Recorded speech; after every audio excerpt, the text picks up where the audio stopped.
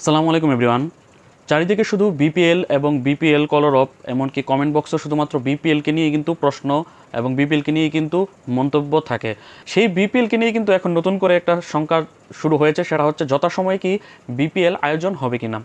গত 30 জুন যখন BPL governing council তারা বিসিবির বুট সবার আগে তারা মিটিং করেছিল, প্রিপারেশন করেছিল, সেখানে তাদের মধ্যে একটা প্রথম সাধারণভাবে একটা চিন্তা এসেছিল যে যদি আমরা ডিসেম্বর জানুয়ারিতে বিপিএলটা না করতে পারি, যেহেতু ফেব্রুয়ারি মাসে আমাদের ইলেকশন আছে, সে কারণে তাহলে আমরা বিকল্প কোন সময় আমরা করতে পারি। সেক্ষেত্রে তাদের কাছে অপশন ছিল খুবই কম, কারণ ডিসেম্বর জানুয়ারিতে যদি তারা বিপিএলটা আয়োজন না করে ফেব্রুয়ারিতে জাতীয় নির্বাচনকে কেন্দ্র করে, সেক্ষেত্রে কিন্তু তারা চাইলে মার্চেও শুরু করতে পারবে না, কারণ এক তো ফেব্রুয়ারি মাস ইলেকশনের পর এটা রেশ কাটবে না মার্চ পর্যন্ত। পাশাপাশি মার্চ এবং এপ্রিলে কিন্তু পিএসএল এবং আইপিএল কিন্তু আয়োজন হয়ে থাকে, যার কারণে মার্চ এপ্রিলও সম্ভব নয়। সেক্ষেত্রে তারা মে মাসকে তারা একটা টাইম ধরেছিল, যদিও মে মাসে কিন্তু তুমুল বর্ষণ হয়, অনেক ভারী বৃষ্টিপাত বাংলাদেশে হয়, ওই সময় কিন্তু বিপিএল আয়োজন করাটা কিন্তু একটা বোকামি ছাড়া আর কিছু না। তারপরও মূলত তারা মে মাসকে কিন্তু তারা প্রেফার করেছিল সাধারণ প্রাথমিক আলোচনায়। পরবর্তীতে যখন গত 30 তারিখ যখন বুট সভা শুরু হয়, সেখানে বিপিএল নিয়ে কথা আসলে কিন্তু তারা সেই মে মাসের বিষয়টা কিন্তু তারা তুলে ধরে, যে মে মাসে তারা বিকল্প সময় তুলে ধরতে চায়। কিন্তু সেখানে বুট পরিচালকদের মধ্যে বিভিন্ন মতামত সামনে আসে, যার কারণে পরবর্তীতে ফাইনাল হয় যে যেহেতু মে মাসে করলে এটা অনেক বেশি পিছিয়ে যায়, সেক্ষেত্রে তারা ডিসেম্বর জানুয়ারিতে কিন্তু বিপিএলটা আয়োজন করতে চায়।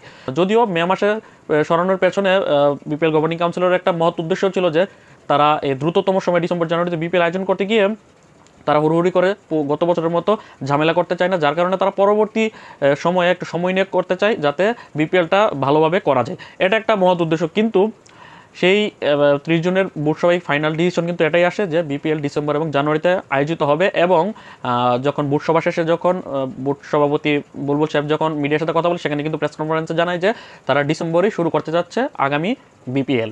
এবং সেটার জন্য কিন্তু পরবর্তীতে বিপিএল গভর্নিং কাউন্সিলের চেয়ারম্যান মাহবুব আনাম কিন্তু ইন্টারভিউ দিয়েছে, সেখানে বিপিএল এর গুরুত্বপূর্ণ 13টি বিষয় নিয়ে কথা বলেছে, যেটা নিয়ে আমি ভিডিও করেছি। যারা দেখেনি তাদের জন্য ডিসক্রিপশন বক্সে লিঙ্ক দেওয়া আছে, সেখানে দেখে নেবেন। সেইখানে কিন্তু তিনি বলেছে যে তারা অক্টোবর মাসে বিপিএল এর প্লেস ড্রাফট করতে চায়, এর আগে সম্ভব না, কারণ এর আগে দলগুলো নির্বাচন যাচাই বাছাই এবং নিয়োগ দেওয়া হবে। অক্টোবরে হবে বিপিএল এর প্লেস ড্রাফট। এখন কিছু ভেতরের গুঞ্জন সামনে এসেছে যে আবারও তারা ওই সেই যে পুরনো যে আলোচনা তাদের ছিল বুটসভাতে এবং বুটসভার আগে, যে তারা মে মাসে পিছিয়ে নিতে পারে বিপিএলটা, সেটা আবারও মাথাচাড়া দিয়ে উঠেছে। কারণ তাদের যখন বিপিএল নিয়ে তারা বড় পরিসরে নামতে যাচ্ছে, কারণ প্রত্যেক বছরই তো নর্মালভাবে বিপিএল এর 1-1.5 মাসে গিয়ে কোনো রকমের বিপিএলটা আয়োজন করে, এবার তো ভিন্ন একটা আলোচনা, যার কারণে তারা ভালোভাবে বিপিএল আয়োজনের লক্ষ্যে তারা এখনও তারা ফাইনাল হতে পারেনি যে ডিসেম্বরে আদৌ তারা আয়োজন করবে কিনা। এটার পেছনে মূল কারণ হচ্ছে তাদের প্রস্তুতির ঘাটতি। মূলত বিপিএল এর গত আসর শেষ যাওয়ার পর কিন্তু নতুন করে স্পন্সর নিতে হবে, কারণ সবশেষ 3 বছর সার্কেলে যখন স্পন্সরগুলো ছিল, তারপর ব্রডকাস্টিং কোম্পানি, তারপর টেলিভিশন রাইটস থেকে শুরু করে টিমের অংশগ্রহণ সব কিছু কিন্তু শেষ হয়ে গেছে, যার কারণে এখন নতুন করে চুক্তি হবে সব বিষয়ে। স্পন্সর, ব্রডকাস্টিং রাইটস থেকে শুরু করে টেলিভিশন রাইটস, এমনকি প্রোডাকশন রাইটস সব নতুন করে সেল করা হবে। এবং বিপিএল এর জন্য একটা স্পোর্টস ম্যানেজমেন্ট কোম্পানি নিয়োগ দেওয়া হবে, দল নির্বাচন করতে হবে, দল যাচাই বাছাই করতে হবে। সব কিছু মিলিয়ে তারা যদি শেষ পর্যন্ত বিপিএলটা আয়োজন করতে যদি খুব অল্প সময় পায়, সেক্ষেত্রে তারা ডিসেম্বর জানুয়ারির পরিবর্তে মে মাসে তারা নিয়ে যেতে চায়। যার কারণে এখন পর্যন্ত যেটা শোনা যাচ্ছে যে ডিসেম্বরের 2য় বা 3য় সপ্তাহে বিপিএল আয়োজন হতে পারে, সেটা এখন পর্যন্ত অফিসিয়াল আপডেট না, যার কারণে তারা ঘোষণা দিচ্ছে না। হয়তোবা আগামী আগস্টের মাঝামাঝি সময় আমরা জানতে পারবো কনফার্ম ডেটটা, যে বিপিএল এর ফাইনালি ডিসেম্বরের 2য় বা 3য় সপ্তাহে হবে নাকি সেটা সরিয়ে মে মাসে নিয়ে যাওয়া হবে। তবে এখন পর্যন্ত এতটুকু কনফার্ম যে 90 থেকে 95 ভাগ কনফার্ম যে ডিসেম্বরই হবে। বাকি ওই 4-5% কিন্তু ভয়ের কারণ যে মে মাসে সরিয়ে নেওয়া হতে পারে। এটা তো গেল বিপিএল যথাসময়ে আয়োজন নিয়ে কথা।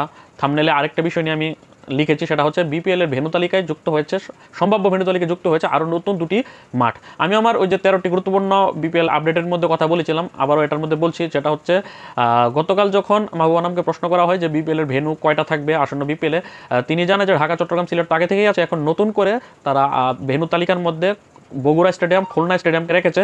যদিও আমরা এতদিন যাবো শুনে আসছিলাম যে রাজশাহী বা বরিশাল, এই দুটা স্টেডিয়ামের যে কোনো একটাতে বিপিএল আয়োজিত হবে, সেক্ষেত্রে বরিশাল এগিয়ে, কারণ বরিশাল শুধুমাত্র আউটফিল্ড এবং মূল মাঠের কাজটা, বাকি গ্যালারি থেকে শুরু করে প্রায় সব কিছু কিন্তু আস্তে আস্তে মোটামুটি চেয়ার স্থাপন করা হচ্ছে। অন্যদিকে রাজশাহীতে বিপিএল আয়োজন করতে হলে 1 বছর সময় লাগবে, যেটা গতকাল তিনি জানিয়েছে। যার কারণে যেহেতু ইন্টারন্যাশনাল স্বীকৃতপ্রাপ্ত 2টা মাঠ আছে খুলনা এবং বগুড়া, যেগুলোতে ইন্টারন্যাশনাল ম্যাচ হয়েছে, যার কারণে মূলত তারা খুলনা এবং বগুড়াতে তারা বিপিএল আয়োজনের ক্ষেত্রে তারা এগিয়ে রাখছে এই দুটা ভেন্যুকে, তৃতীয় ভেন্যু হিসেবে বরিশাল, এবং রাজশাহীকে আপাতত বিপিএল এর ভেন্যু তালিকাতে রাখছে না। তবে সেক্ষেত্রে আগে অডিট করবে বিসিবি, বিপিএল গভর্নিং কাউন্সিল এবং মাঠ কমিটির কর্তারা, ব্যক্তিরা, তারা অডিট করবে আগামী সপ্তাহের মধ্যে এই মাঠগুলো, খুলনা, বগুড়া এবং বরিশাল, এই মাঠগুলোকে তারা অডিট করার পরই তারা সিদ্ধান্ত নেবে যে আগামী বিপিএল এর জন্য এই মাঠগুলো যত সময় রেডি হবে কিনা, এবং রেডি হলে তারা কয়টা মাঠে বিপিএল আয়োজন করতে ইচ্ছুক। তো এই হচ্ছে আমার আজকের ভিডিওর আলোচনাটা কীরকম লাগলো সেটি অবশ্যই কমেন্ট করে জানাবেন। আল্লাহ হাফেজ।